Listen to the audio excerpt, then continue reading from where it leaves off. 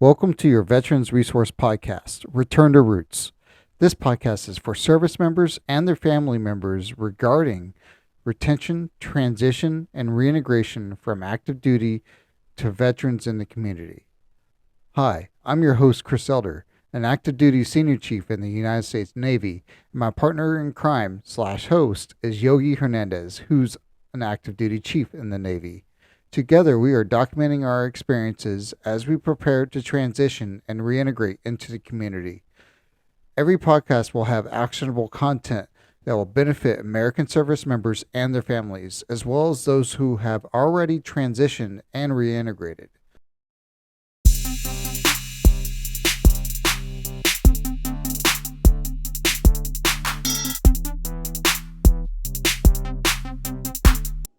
Today's episode, we have Tony Teravainen from the Support the Enlisted project, also known as STEP. STEP is in California and has actually worked its way from SoCal all the way up to Washington State. So I hope you guys enjoy this show. It's a great resource, especially for active duty military who need some help financially. Stand by for Return to Roots. Yeah, well, I was med boarded in 1995. Oh man, 3 med boards enter a room. After almost 8.5 years. And it was different then. I literally got shipped over to the first lieutenant. I was a first class E6 submarine electrician. And I got sent to NTC here in San Diego Naval Training Center. It's like working for the first lieutenant. We're like fixing toilets in the barracks and stuff like that as the base was closed in there. And I called in one day and they said, "Hey, your paperwork came in. You don't need to come in anymore." I said, "Great. Where do you want me to go?" And he says, "I don't care where you go. Just don't come here." Oh, snap. Like it was done and out. And it was interesting. I saw somebody, everybody's told me that's not true. And then I found somebody that was involved with med boards in 95. And he asked me, I told him that story. He said, when did you get out? And I told him, and he goes, "Yeah, that's like, even if I didn't know your story, I would say that was probably true, because that's how a lot of them were handled then. It was just like, I had this giant stack of paperwork and I had no idea what was going on. I didn't go to the VA for 17 years. Damn. Oh, But, wow. and I just walked in, I said, "I need an ID card." And they're like, "Well, you never did this, never did that." And I'm like, "Well, I don't know." I got in this big fight with them. And then I'm like, "Look, you guys send me part of my check every month. I got to be in your system somewhere." I got in. But yeah, the transition was, it's challenging. Two of the things I say that goes to your story, Yogi, transition is the great equalizer. Everybody goes through it and everybody's just as vulnerable. It doesn't matter if you're, a senior chief, your first tour guy, or me, kind of in the middle there. Second thing I'll say is, when you get out of the military, think about it like going to another English-speaking country. So you can, if you went to Canada or something like that, or England or Australia, you get it. You can get around, you can shop in the stores, you can survive and even thrive. But there's like things about the culture that are just awkward, minus like driving. But it's just like everything is kind of different. And it's not the environment that you've been in for the last 20 plus years, right? It's a completely different environment, and that adjustment takes a lot of time. And military folks get used to thinking a certain way. They are, usually high-performing individuals on, somewhat they're highly capable performers on high-performing teams. And that changes when you get onto the outside. And it's not like folks that have been in the military can't figure out how to succeed on the outside. They're just not used to it. Everything's just a little bit off. And it takes time to adjust to all that. I was lucky, and then I found a job pretty quick, and I was a back shift maintenance worker at Sony Electronics, had a manufacturing plant here in San Diego. And I got this job, a hilarious story, but I was doing automated manufacturing of cathode ray tubes. And I had a room that was like, it was giant. It was like 200,000 square feet.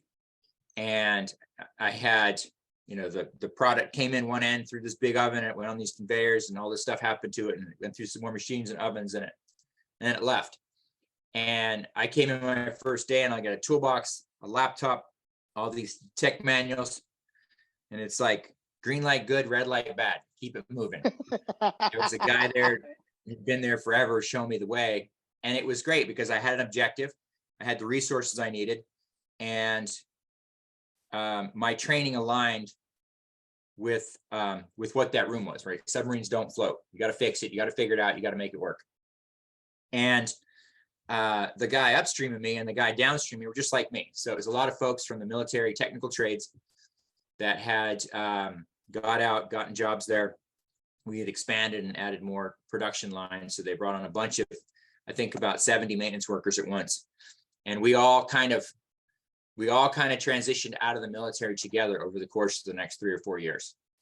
And so at first we were all very militaristic. And then as we started having life outside of work, we started to understand more about the outside communities. We still had 12-hour shifts, which was comforting for some silly reason. We had a sense of normality. 3-3-4 schedule. And it's like a 4-day weekend, right? And we're like, work 3 days and that's it. It's like, I had just come off 8 months of 7 days a week, 12-hour shift work out of the dry dock. And so we all worked 6 days a week, and we got paid tons of overtime, and it was just this nice slow transition for all of us at the same time to get out. But yeah, there's everybody has an adjustment. Some people are worse than others. Some people try to fight it. Some people think their way's better, and those are the kind that usually struggle the most. See, and that's one of the reasons why we brought you on here. And Return to Roots, we talk about retention, transition, and reintegration. So it's not just about transitioning and reintegrating, but also the fact that knowing about this will actually help retain people. And that is kind of like one of the hardest things to do, because neither Yogi or we wanted to get out. We probably would have kept going. Probably would have kept going. Go for 26. Yeah, I know. You were like, I'm putting on Mass Chief, right? I know. I know it's hard to let go. But we both kind of we're in a very similar, Yogi and I are in a very similar journey in some ways. So it's nice to have that community like you were just talking about on the factory floor. And that's kind of what we're trying to do here, is create that little bit of incremental community knowledge that's out there, So we thank you for coming on to our show. Yeah, no, happy to help share.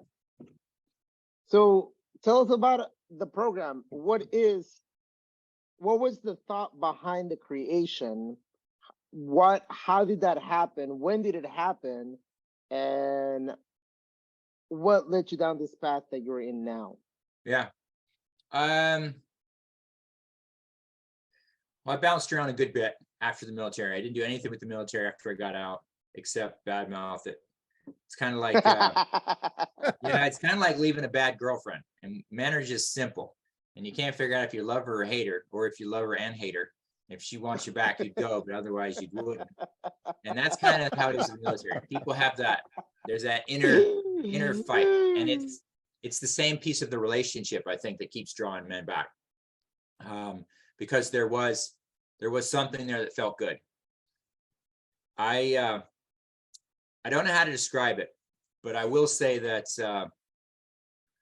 my thing's going crazy here. My dad was Air Force. He was career Air Force, and he retired when I was 17.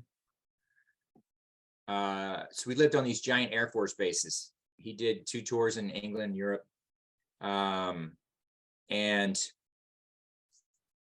we lived on base. We shopped on base. We went to school on base. My mom worked on base. He worked on base. We never really left the base, especially when we're overseas. I mean, we would for travel and touring around and stuff, but you just never left it.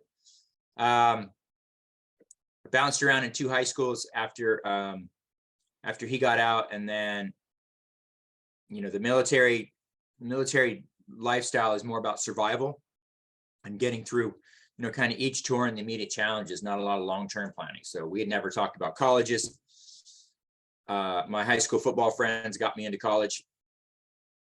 It wasn't my doing, and I wasn't ready for it, but people kind of rallied around to help get me in. But when I got there, it wasn't my plan. I didn't have a lot of skin in the game or ownership of it.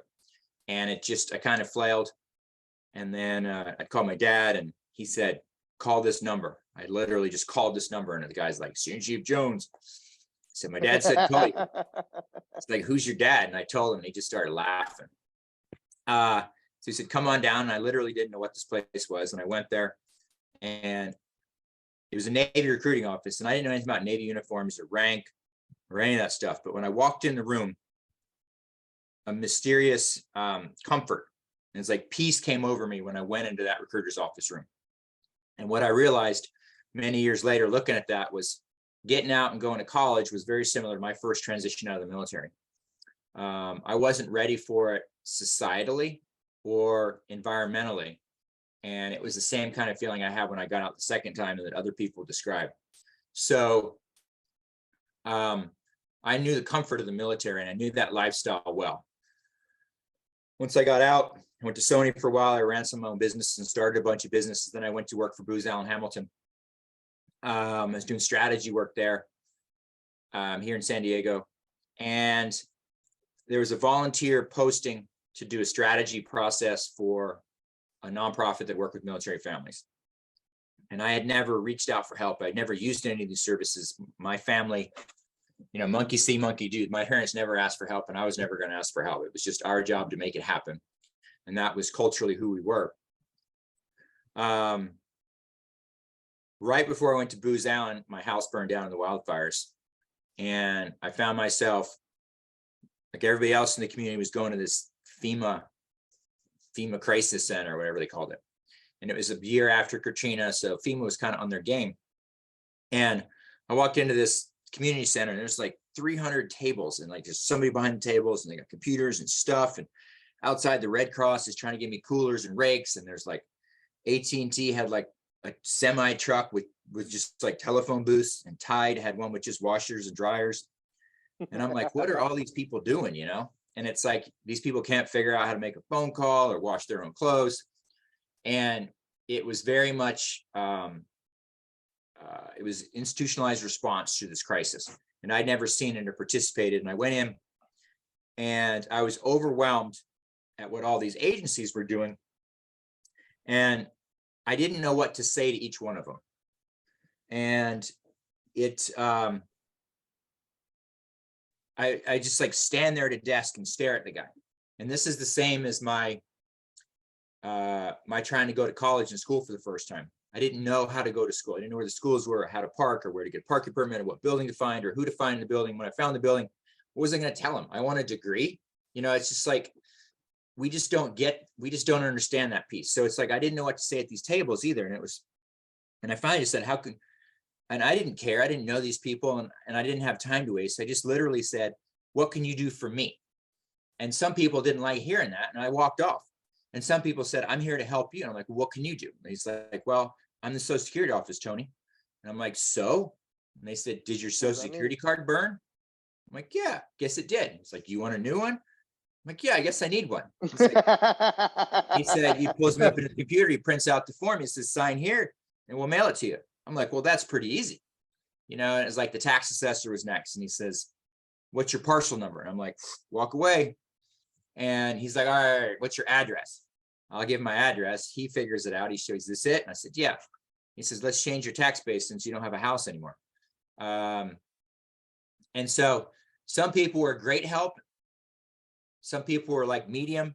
Some people went over the top, and people were just like completely, the Small Business Association was there, and they wanted me to take a loan out at 8% for all of my businesses. And they just like stacks of paper, and they wanted tax returns, and they wanted P&L statements. And he just kept loading me. He had like this giant stack of papers, and I literally just turned around and dumped it in the trash can. And I turned back to him and just stared at him. I'm like, I just can't I can't process this. Yeah. So that experience, combined with growing up with the military and being a submariner on a fast attack, which we just did see all the damn time, that led me to really understand this military life and this life of crisis, or understand to some extent this life of crisis management or helping people in crisis. And I started volunteering to help this nonprofit locally. I helped them develop their strategy, and I didn't know anything about what they really did, so I had to study the business model. I did so good, they asked me to join the board. I joined the board, and then I'm like, well, I don't know what I'm supposed to do as a board member. So I was like, well, we do all these programs and their distributions, and I'm like, oh, let me go check it out. So I was always going to these things, and I didn't like how the families were being handled. It was more like cattle. It was like, this was a process to give out stuff, and the objective was to give out stuff, not to make happier or more whole families. It was just like, it was just off kilter a little bit. And I would ask questions and I wouldn't hear the answers I wanted. And one of these questions I was hearing was like, what's the end game? To what end are we just handing out stuff? And we did have a program where we handed out some money when people couldn't pay their bills, but it was really just handing out money. As a strategy guy, change management guy, Six Sigma guy, process management or program management guy, it's just like, it just seemed very incomplete and haphazard, this ad hoc distribution of stuff. So that agency started going sideways. I didn't like it. Nobody else liked it. So we essentially said, we've got an opportunity here to do something we want. And we resigned our charter, and 6 board members came over with me. I was one of the 6 founding board members. We had 1 employee stay and the other 13 employees left. We changed our name to STEP, and we said, we're all busy people, but we've got a niche of an idea, and we got some money in the bank, and let's give it a try. But we think there's a gap in services here in the community, and it's that, to what end are we handing out stuff? Who is doing something to change the final outcome for these military families that are consistently facing financial crisis? And that really became the basis for STEP. So quickly we figured out we want to make, and it took us a couple of years with the words and the mission statement to get it all worked out, but it's like, how does somebody come to us in crisis and we make this their last? We help them through it, but it's their last crisis. And from my change management perspective, I saw this as behavior, the way people spend their money. I got with behavior change experts who are essentially social workers who had devised programs to keep you from, anger management or smoking or all kinds of chronic self-destructive behaviors we continually develop as humans and just nurture throughout our lives, just wrecking ourselves or wrecking relationships. So we built an intervention, a behavioral intervention based around financial behaviors. And we kind of flew the plane as we were building it. We made it so that we could help people. We could write a check to restore, retain people's basic essential needs: housing, food, transportation, utilities, medical issues, whatever these crises is. If it's a basic necessity, we'll pay to help you keep it if we have to. And then we will work with you to help you develop your own plan for the future. And it's fairly complex, but my financial counselors are social workers. So they've all got, at this point, I think, a master's degree in social work. So they've all been doing this for 10 to 15 years. Oh, wow. I have a requirement that, well, they've been doing social work for 10 to 15 years, right? Not my program, but different types. So they come with they're professionals in their own right. They have to come from a military family. So they have to be a veteran themselves, a military spouse or military kid. So they get the military work, because you can get somebody in there and they can get all spooled up over somebody PCS 3 times in a year. It's like, sucks for you, that but never hey, happens. It's like, yeah. Okay, noted. That's your situation, but you still got to go on, right? Your husband's still deploying and your wife's still deploying. I send them off to get them certified to be financial counselors. I get them certified, CPFC, certified personal financial counselors, and then a certified financial social worker. And so what they do is they spend between 15 in 30 hours with each of these families, helping them figure out their financial mess, helping them figure out where they make these bad decisions.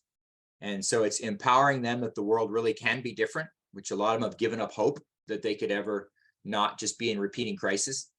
And once they empower them, then they start to educate them, and they help them pull that stuff from the back of the head, everything they don't want to think about. But everything that drove them in to the first place, when they just kind of walk in and like, hey, I don't have enough food to feed my kids tonight, and I understand it's 4:30 on a Friday night, but can you help me? Right? There's a lot that went into that. If a guy came and asked me that, which I've had a guy come and ask me that, I'm patting down my pockets, I'm grabbing my car keys. It's like, we're going to the store, we're going to get some Happy Meals, we're going to feed your kids tonight. But that social worker doesn't do that. A social worker is going to grab that tiny thread, because what she heard is, I want to change, I want your help, and I want this to be different forever, right? I don't want to be this way anymore. And she's going to grab that tiny thread and start pulling it. Oh, why don't you want it to be that way, right? How does that make you feel? And all they do is ask questions the whole time. It's all based on a solution-focused approach. We never tell the clients what to do. We ask questions. We lay out these breadcrumbs so they can do the dirty work of the thinking and talking.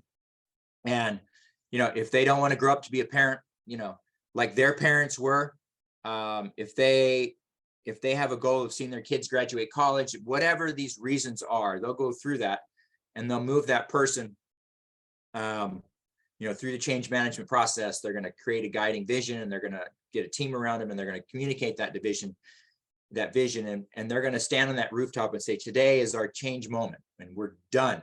And they've moved from just this whisper, I want it to be different, to them being confident that they know it can be different. And they're going to take steps, and there's people around them to help them change their behaviors. And that's like the first half of the problem. Then the second half is getting them to get a plan.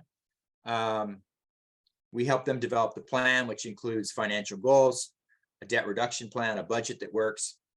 And then we launch them, and we write a check to the transmission shop, or we get their car out of hock, or we turn electricity back on, whatever else we need to do. So we kind of get them to zero, and we launch them out of the nest. And then we call them at 30 days after, and they're like, how's it going? And they're like, oh my gosh, you wouldn't believe what happened.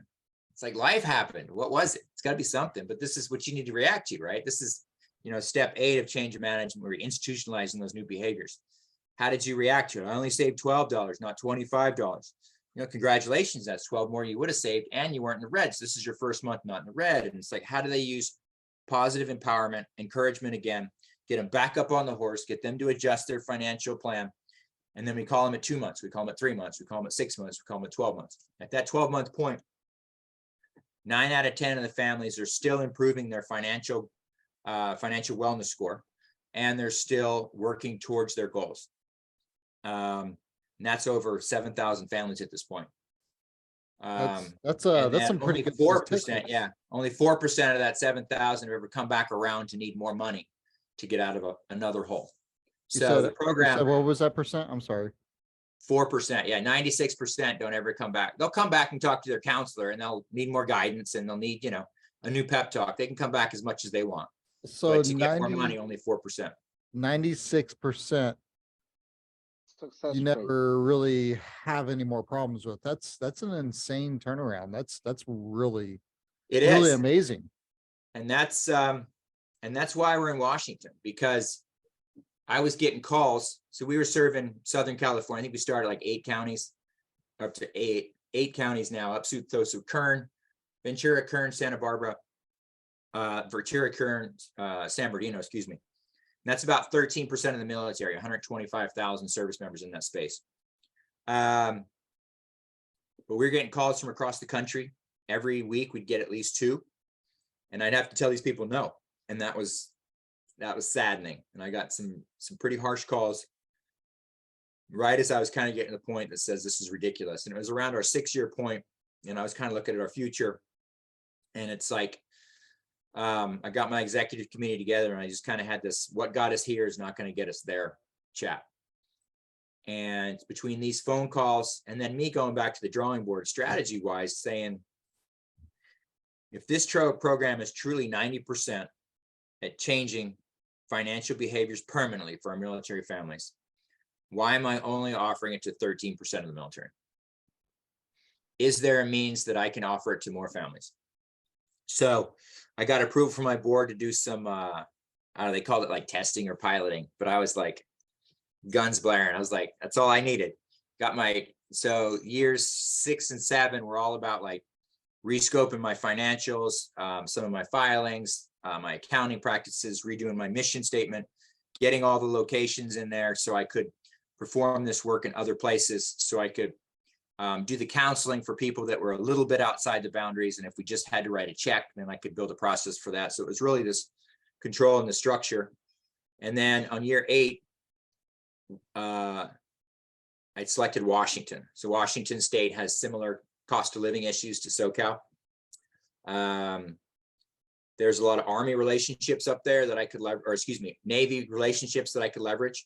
Admiral Barnett had just come in as Navy Region Northwest, and I'd been working with him since he was XO at Coronado. I knew the command mass chief up there, the region command mass chief was the CMC at 32nd Street, Jason Dunn. So it's like I had all these relationships budding. I knew 2 of the COs of the bases up there, Everett and Whidbey. So I knew the Navy would welcome us. It would also give us a big opportunity to work with the Army and the Air Force. We didn't really know how to speak Army. Only about 2% of the people we serve in Southern California are Army. But Joint Base Lewis McChord is up there, and it's about the size of Camp Pendleton, personnel wise. If you include both services and just massiveness and just like square miles. So the other issue was, most of the bases are around the Sound. Just Spokane's got Fairchild Air Force Base, which is kind of out, but it's more contained than Southern California, really, around the Sound. Spokane's outcast. And at the end of the day, it's in the same time zone, and it was a cheap flight. So that if I'm going to pilot this expansion, let's make it as easy as possible.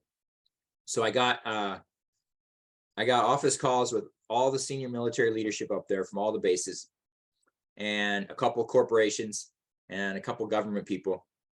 And I went February of 2020, and I'm at San Diego Airport. I'm ready to fly up there, and I'm like, the hell is everybody wearing a mask for? And so I Googled why everybody's wearing a mask, and they talk about this, global pandemic. And then I figure out I'm flying to Ground Zero, which is at Seattle up at SeaTac. And I'm like, great, here we go. But that was our start. And it's the pandemic made it a little rough. There was, hiring people was rough and getting it off the ground, but the community wanted it. All the military wanted it. And I just said, look, this is what I've been doing in SoCal. If we start an office up here and figure out, how Washington's step needs to look, are you down with that? And they were all like, yes, yes, yes. The Army was good with the Air Force, the Navy, the banks, the community leadership. And I said, if you're all so down with it, why is all you support now is like homelessness and food insecurity? And they go, well, there's nobody else like you. We can't support our military families because we don't have the options to. There's not a lot of people boots on the ground. They're gonna go down in the trench with each of these families one at a time and work with them. If you're gonna do that, we'll stand beside you. So I was like, let's do it. So last year was our first full year there, last fiscal year. So ending June of last year, or June of 2022. So we served, I think we touched around 16,000 lives through kind of our outreach and our distributions up there, which was fairly low, but we were able to get about 75 families through our emergency financial assistance program, which was great. We're seeing the same kind of results up there. And then at the same time, I saw about 90 families from outside of my 2 AORs, where, I get some call from some military spouse in Pensacola, and she's like, hey, whenever I was stationed in San Diego and I used your services, you guys saved my marriage, but now my neighbor needs you and I can't find your office here on base. Back in the day, I had to tell her no, but now it's like, all right, well, let's see what we can do.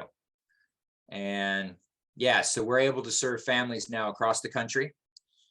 And then looking down the road, we just turned 10 years old. I got good pilot data from Washington. The community wants us. The funding's happening. The military relationships are happening. Army's pretty slow. It is the Army's different. The Air Force is kind of like the Air Force is kind of like the submarine fleet. It's like, we don't serve the submarine base here much. We don't serve it up there. It's like, we don't even really think we're in the Navy. But they got the shipyard up there, and then Whidbey Island. There's, most of those guys are just young airframers. So that's where most of our work will get. But JBLM is most of our Army is most of our stuff. So we're learning all that. We're getting the kinks out with the leadership, and it's some surprises, but we're just working through it, and it's all about relationships. But yeah, with these good demand signals and the funding that we're starting to get from up there and proving that it did work, I took my, it was kind of my goal to show the board what was within the realm of possibility. So last September, 2 months ago, we did a board retreat, and I took them back for, board development, which was our first one in 10 years. So there's a lot of developing to do. Well, fundraising action. And then the last 90 minutes was this, this was all facilitated by a guy that we've worked with before. And it's like, what does step 2032 look like?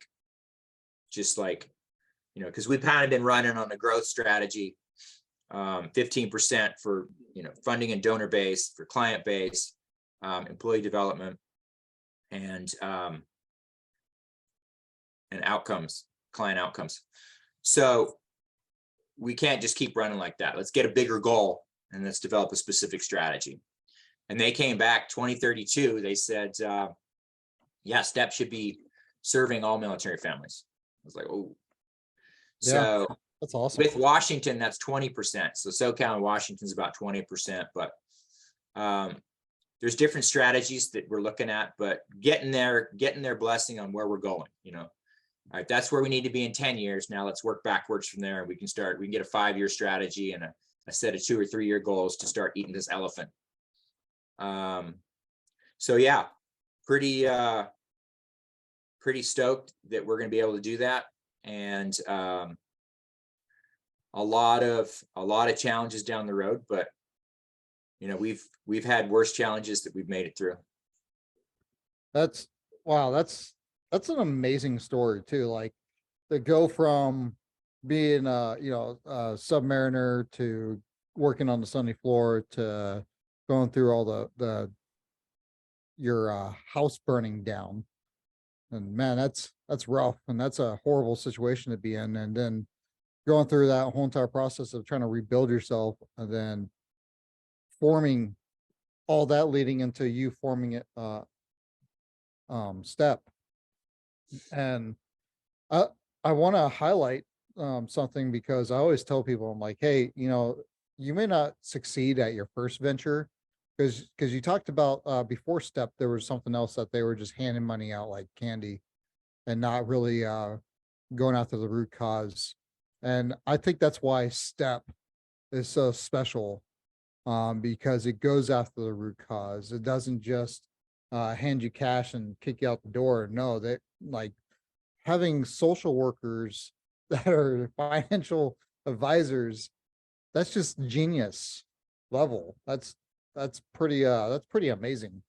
Wow, that's so cool. Like, yeah, it really puts a different paradigm on it, and people are like, well, you're the exact same thing as Navy Marine Corps Leave. Why do we need you? Or you're the exact same thing as like Fleet and Families, PFMs, or MCCS, PFMs, or all the, everybody's got the same people. And I said, I go, I tell them, everybody thinks that. Institutionally, the two biggest referral partners we have, because up until probably last year, 95% of my folks came to me through personal referrals. So somebody in a crisis, right? They have a, imminent loss of a basic necessity, or they already lost. They got a piece of paper that says, repossession, eviction, disconnection. They're going to someone they trust and saying, help me. And that person's going to go, man, I love you. but I'm not the right guy for you. The right guy for you is STEP. Go there. And the two biggest referral partners I have is Navy Marine Corps Leave and the PFM shop. And they understand how we're different from them. And I go out of my way and I send my social workers over there with pizza and donuts and whatever they eat, finger sandwiches and tea. And they do lunch and learns, and they just hang out. They build a relationship together, and they understand kind of the under the hood differences between each of our programs. And so they feel safer referring somebody over to us, or somebody understanding because we only serve 1% of the population. I probably could be serving 2%, but if I go talk to room 200 sailors, and I've said it, as like TUI right now are facing a financial crisis, imminent loss of basic necessity. And after the meeting, it's like 2 people came up and like, how did you know? I'm like, it's just the numbers. The numbers. 20% or 15 of those people might go to Navy Marine Corps Leave and get a quick loan or something else like that. And sometimes we send them back there because that's just what they need. But we do a lot of partner jobs with both those agencies. You do this and we'll do this. I know you can bend the rules, but I know you can't. So I'll pay for this if you pay for that. Or with PFM shop, a lot of times they do the legal work and the investigation over like a predatory loan or lemon law or something like that. But in the meantime, PFM shop can't write a check. They can't get a car out of repo, or they can't stop an eviction, or they can't turn electricity back on. So they send it over to us and we partner with them. But that's the 2 best referral shops for sure. And so something I want to I want to bring into effect, right? And I want to point out that I love the fact that you mentioned about the Navy Marine Corps Relief Society and other stuff. So I've been a command financial counselor for, 15 years out of my military career, right? And one of the biggest things is, for us, we do a quick budget, right? In my mind, up until very recently, and I do mean within the last 4 or 5 months recently, right? Navy Marine Society was like, stellar. If my budget leveling is like basic, they're at the next level, right? Come to find out, they're like a little bit They're like usually a trained volunteer, yeah. Exactly. And there's so much more that actually needs to happen. So something about STEP that I love is the fact that not only do you actually dig into it, but what do we always say in the military, right? Trust but verify, and then follow up. You can always criticize someone and or quote unquote fix the problem, but if you don't follow up, you don't really fix the problem. There's nothing behind it that actually holds. Yeah. So that's fascinating, man. I love it. And the Navy Marine Corps Relief, they do that quick budget, right? And they're going to hand you an Excel spreadsheet and they say, spend your money this way and you'll be fine. It's like, why don't you just tell me to quit smoking too, and I'll do that, and I'll quit beating my dog, and just because you said so, right? We don't respond to that. The PFM shop, they're usually AFC certified, and that's even a higher certification again. But we're not trying to challenge that, because most of our clients they're below the waterline, and they start talking to a financial planner or financial counselors, and it's like they're talking about numbers and spending money this way, and in the head the client is like, I don't know what this guy's talking about, but I can't rub 2 nickels together. It's like, after I get paid and my automatic overdraft gets paid off, I've got $6. What is he talking about? I'm going to budget this, right? They know they need a budget. They know they need to spend less than they make. But usually what happens is they think that just applies to everybody else. And for them, it's just not going to happen. They're so far underwater and their situation's so unique that there's just no way they're ever going to get out from this. I went into the safe today, which is we got like a call center where all the social workers sit. There's a freaking bicycle in there. I'm like, is somebody riding their bike to work? And they're like, nah, it's for one of our clients. His car got repoed and he didn't want us to pay for it. He wanted to let the car go, so he didn't have that payment. And we told him we had a bike for him. He could just bike back and forth. He lives close enough. Oh my God. That's what he wanted to do. That was his solution. And he's like, why he's biking? That's going to be his motivation right? To get his finances under control. And that's going to be his physical way so it's like everybody's different. And the solutions that we come up with aren't our solutions. You got some head doctor working their voodoo magic, making you want to figure out how to solve your problem for the long run. And that's really the best instance. That's probably honestly the best approach is, usually you're not going to affect real change unless there's like an event that happens that forces you to do something. So, these people that you're getting, they're in their event, but they may not be all the way. They're getting the quick loans or something like that, but you guys are taking them and molding them and creating actual like generational change in their lives.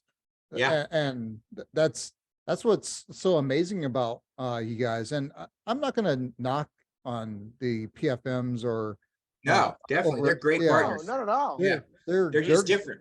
Yeah, they're good people and they're limited though. They're not. They have different differentiators than we have. Yeah, they don't have the social background that you guys may have. They have a lot of passion.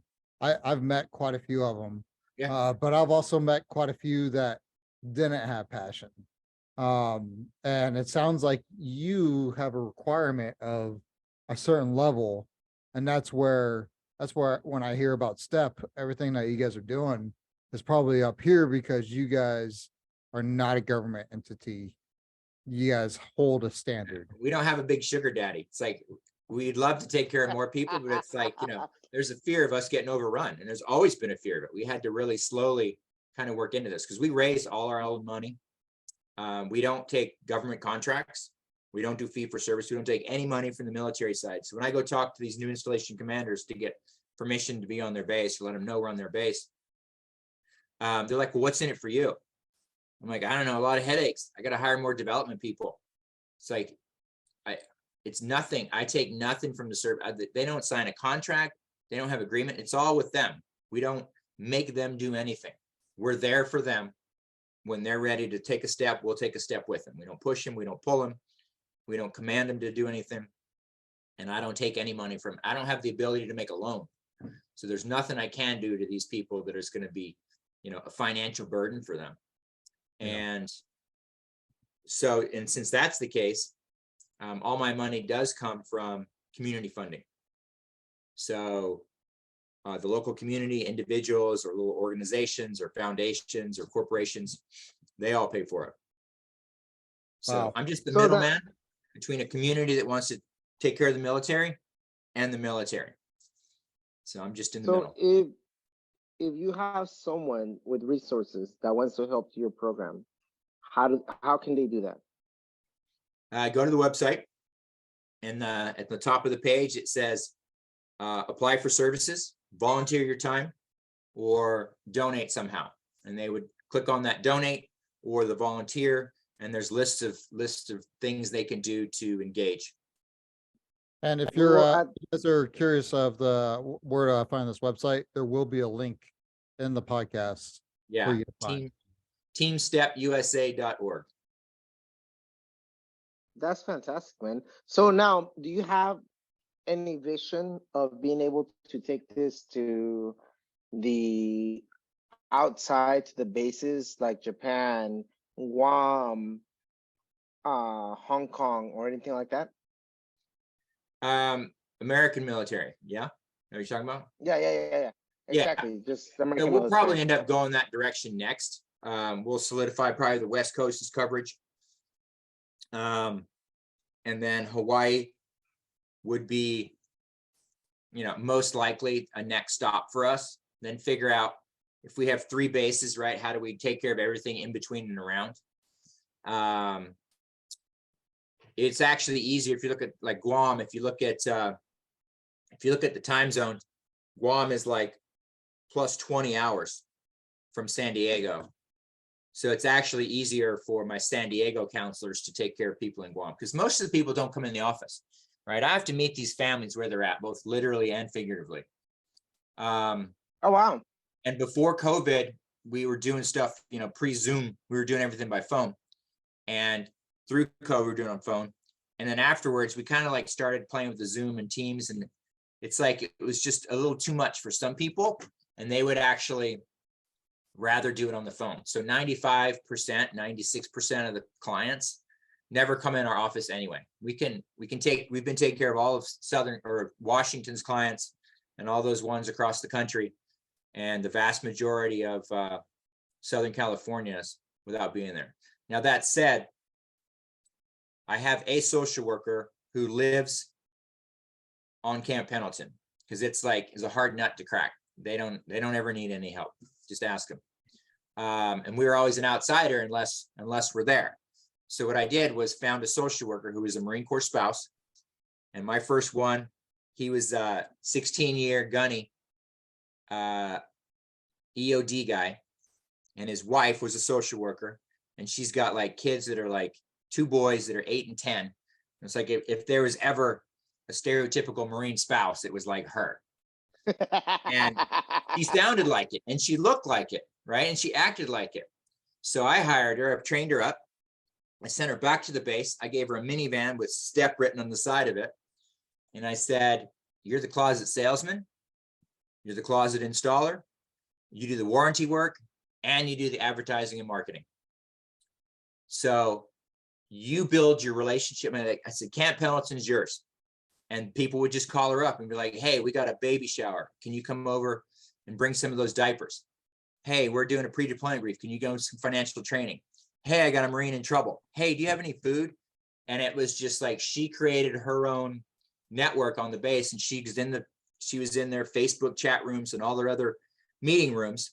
And the rate of service began to increase closer to 100%, closer to that 1% level on Camp Pendleton.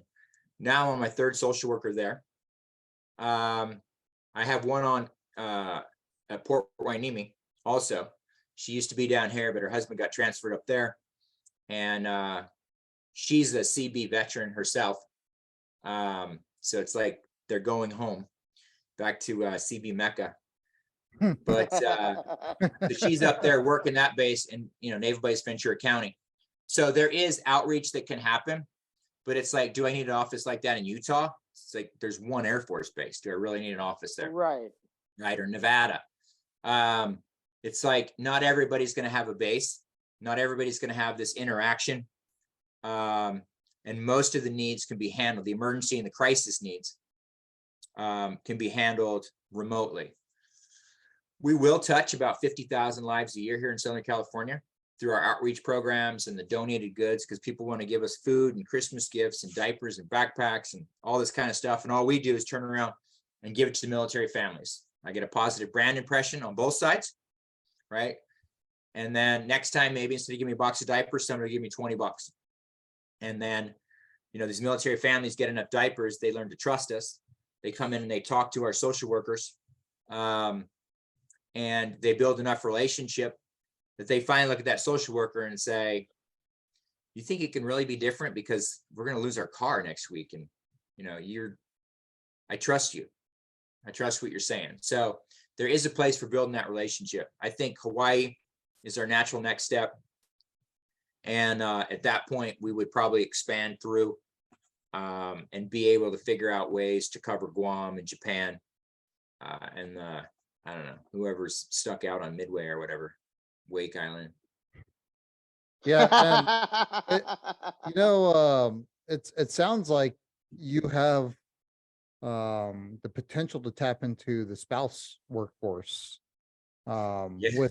Because I know there's quite a few spouses that they deploy to these remote places. So if there's any spouses or even prior service members that are like really interested in the social work aspect, can they reach out to you to figure out what they can do to help out STEP?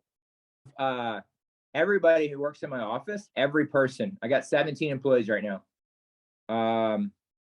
They're either a veteran, a current or ex-military spouse, or military kid. Right now, just under half of them are probably military spouses.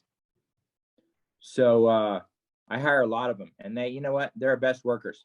They care the most about the mission, and our culture is critical.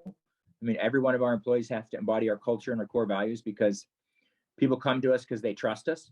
People come to us because they know in their heart, and people get sent to us because their referring partners know in their heart that we're going to treat them like we treat our own family and our own kids.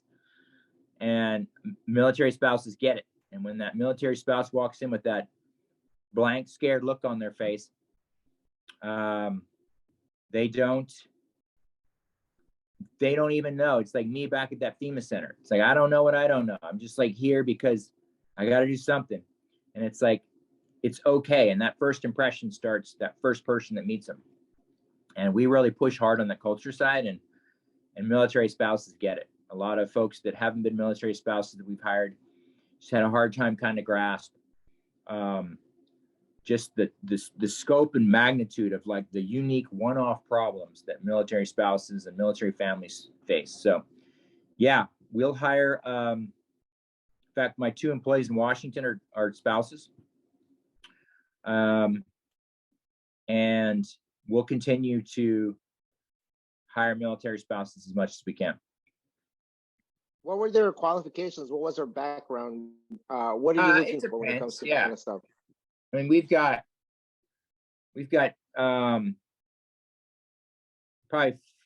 probably 4 separate things, right? So one is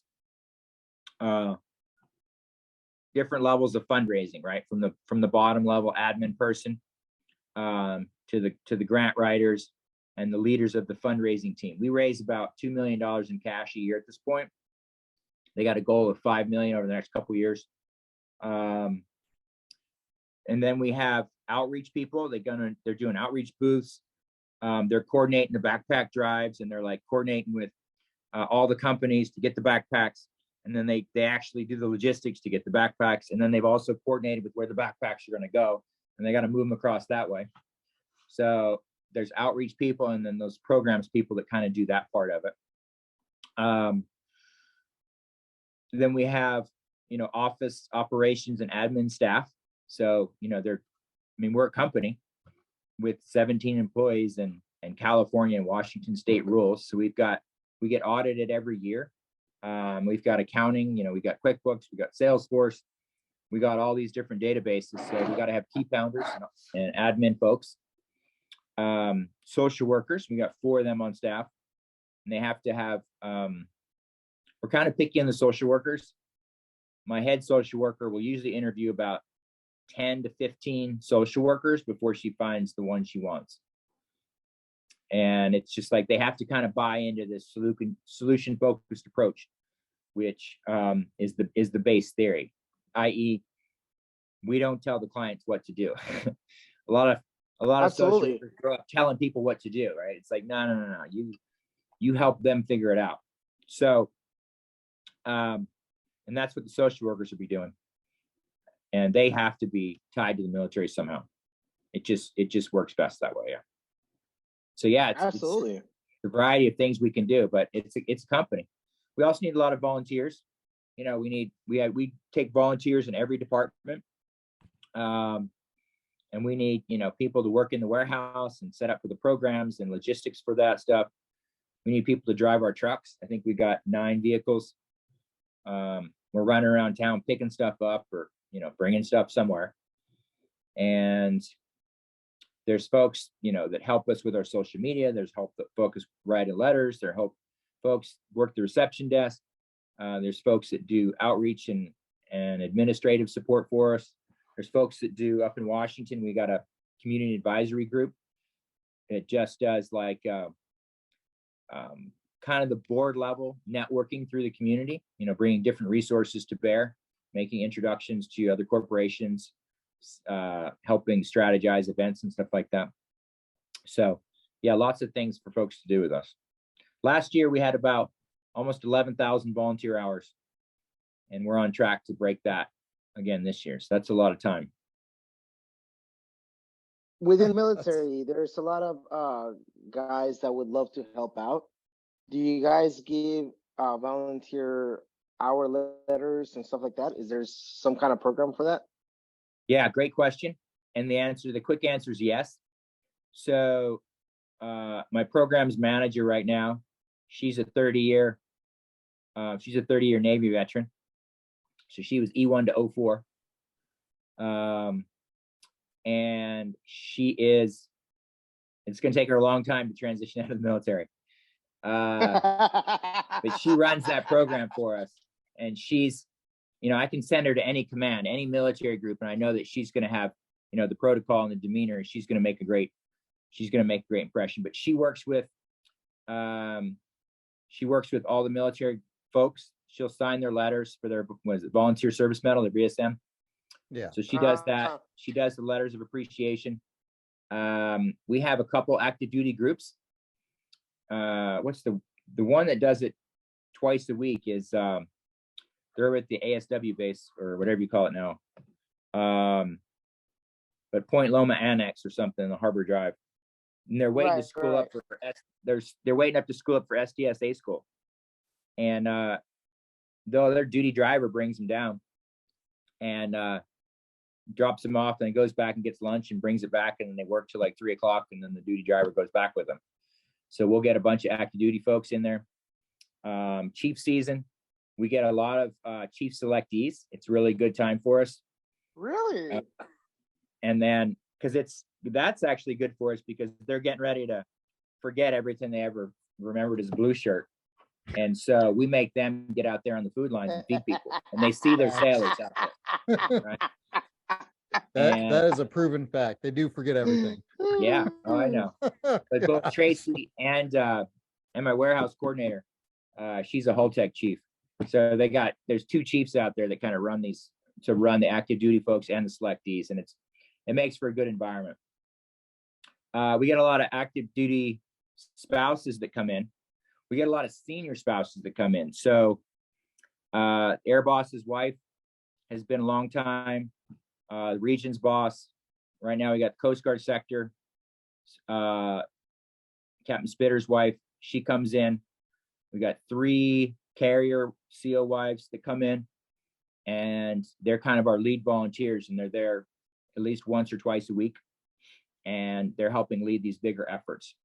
And it's helping, they can, with that, immediate understanding they can help the ombudsman in their commands, and they can help their husbands, better understand the services and the families that come to them for help. So yeah, lots of room for active duty. Man, that's awesome. We could probably sit here and talk forever about your programs, and it's just really amazing to know that there's actually an organization that can help you through your financial hardships. And support the Enlisted project is here to help you through your stuff. So, and you just heard Tony, he just said it's going to be national. So I would definitely say, hey, if you're in that situation, or you have a sailor, Marine, soldier, airman, coastie, guardian that's in that situation, hit these guys up. Oh, Guardian. That's the Guardians, bud. Space Force, yeah. Translate it. Yeah, no, and that's so awesome. Do you have anything else before we go into the questions, Yogi, or even Tony? So I just want to say thank you so much for coming over here, letting us talk to you, get some more information so that we can share with our listeners, and we just appreciate everything that you have to offer. And this is for someone that is currently transitioning. I wish that during my tenure in the military, there would have been something like this program that you have, that I would have been able to refer a lot of more people, and I personally would have learned a lot more on how to be more financially successful throughout my years, and also have sailors that I know for a fact lost their ability to be in the military because they were not successful and were not able to meet those wickets for them because there was no mental capacity or timeline to be able to reach the root of the problem. So just wanted to thank you from the bottom of our hearts. Happy. I'm happy. So the final questions I got, Tony, do you have any actionable content? I know you're probably full of it and you just gave a whole bunch of it. So I always like to ask, is there any actionable content?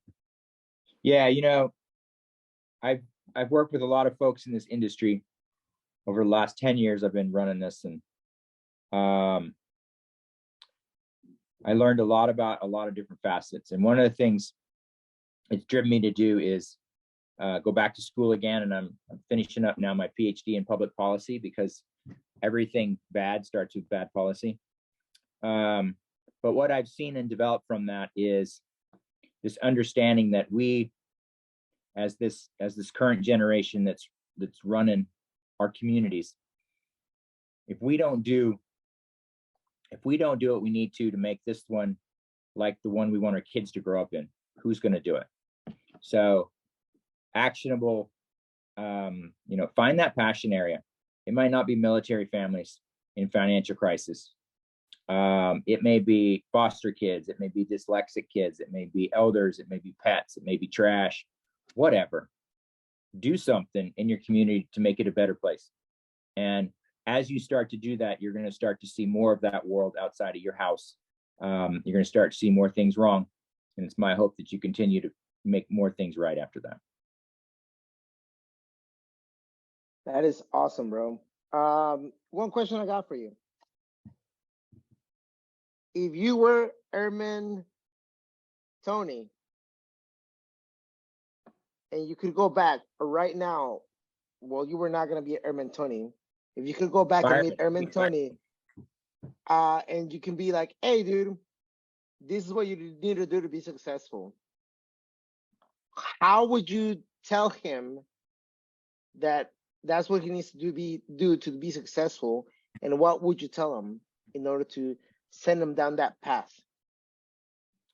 I'd like to tell him be able to go to step, and that you're in control. There's more that you can control in your environment than you think you can. But actually, I would say I wouldn't want to change anything, because I can take every challenge that people throw at me about stereotypes in the military, that it's only like dumb people that join the military and get in financial trouble. And I can look at them and say, you know, I was a nuke. I was literally the smartest person in the military. And every other Friday, I would empty out my entire paycheck out of the ATM machine. We'd drive to Cocoa Beach and spend every dime and hope we got back to school on Monday morning. So I like refuting that. And I get a lot of pushback that says we shouldn't serve E6s because we focus on E6 and below. And E6, right now it's E5, E4, E6, 3, 2, 1 as far as like percentage of our services. But yeah, as an E6, I didn't have any money in the bank. It's nothing to do with intelligence, and it's nothing to do with pay grade. That was just a cultural thing.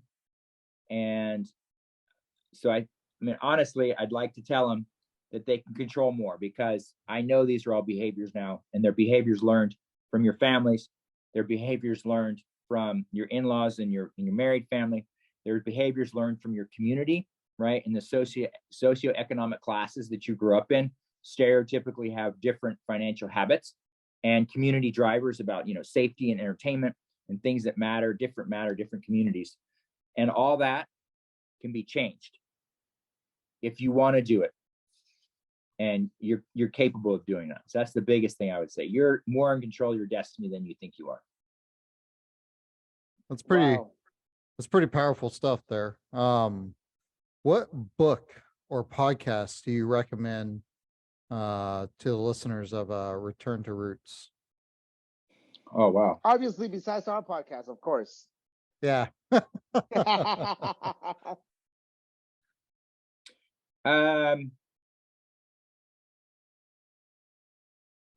You know, if I was going to recommend anybody, I'll recommend two things. Number one, through my PhD studies, I learned a lot about the formation of America, and not just like, 1776 to today, right? But the almost 200 years before the revolution, right? When the culture of our country was being created by these people. And then, there was perfect timing that we had just enough people that were ungodly smart and driven and capable leaders to create the country. And I think George Washington embodied a lot. So reading the interpretation, it's hard to understand a lot of the language, but reading George Washington's farewell address, where he talks about virtue being the necessary commodity for good government, and religion and virtue, right? Because to the religion point, there's a moral basis. And so it's kind of like the general rule book that everybody uses. Once we got rid of religion, then we got rid of this benchmark of assumed norms. So religion and virtue, it's, do it with humility, do it for the other people, not yourself, and apply to this basis. So I would say George Washington.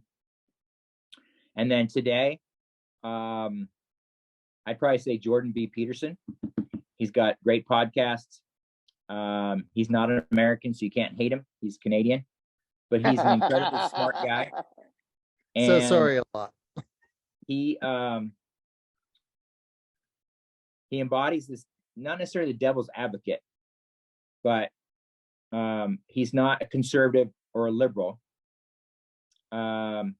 He's a question asker, and he doesn't hate anybody. He has a very great vocabulary and a great way to look at problems, and he analyzes problems for what they are, and can bring them back to the people making the problems. And it goes back to this behavior thing. We operate with a certain set of behaviors. We make these assumptions, and as humans, our brains act in a certain way, and he has the ability to help people hear his thinking on that. And I think he had some medical crisis a number of years ago, and he quit teaching and just went out on the road to share his knowledge and to share all the issues he has with society in general that he thinks are degrading society. And he's happy to share those in a way that helps people understand, it's okay to listen to other people with other views. But he brings up, good, solid arguments, and he asks the questions. So I would say those two people, Jordan B. Peterson and George Washington. Now you got me curious, and I'm about to go start reading more about George Washington and the other guy. Like, seriously, thanks, man. I appreciate that share. I was amazed. The other, Ben Franklin and Thomas Jefferson. Thomas Jefferson was a polymath. So any movie you saw about like a super intelligent person having trouble like working in regular day life, I'm pretty sure that was Thomas Jefferson. And intellectually, he was like just far superior. And there was just massive issues they had to deal with to make this country happen, and they figured out a way through it. It's amazing. Yeah, thanks for bringing those content and also the books and all that. That's wow. You're a pretty interesting guy, Tony, and we're very lucky to be able to have you come on to Return to Roots and share what STEP is all about. So like Yogi said, from the bottom of our hearts, brother, thanks for coming on here. And to all the listeners, do you have any oh by the way save rounds or anything like that? No, I'm good. Yogi, you good? Good to go. Tony, All right. Again, thanks, bro. Thank you. I appreciate it. I'm glad I could share. All right, everybody. You guys heard it. You guys take care now.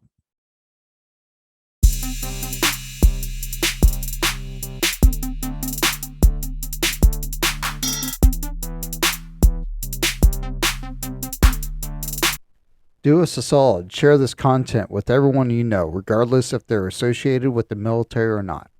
This content will help someone you know and hopefully will lessen the deadly gap after service. Our goal is to do whatever we can to reduce the number of suicides from 22 to 0 within the community. Give us a 5-star review, follow, like, and subscribe. We're on Spotify, Apple Podcasts, YouTube, TikTok, and you can follow us on LinkedIn and Instagram for more content from our guests. These are our personal experiences, and we do not represent the views of the United States Navy and or the Department of Defense. Your transition is ultimately up to you. Please do your research and ask questions. Use Master Chief Google or ask a friend and network within the community that you belong to. Return to Roots out.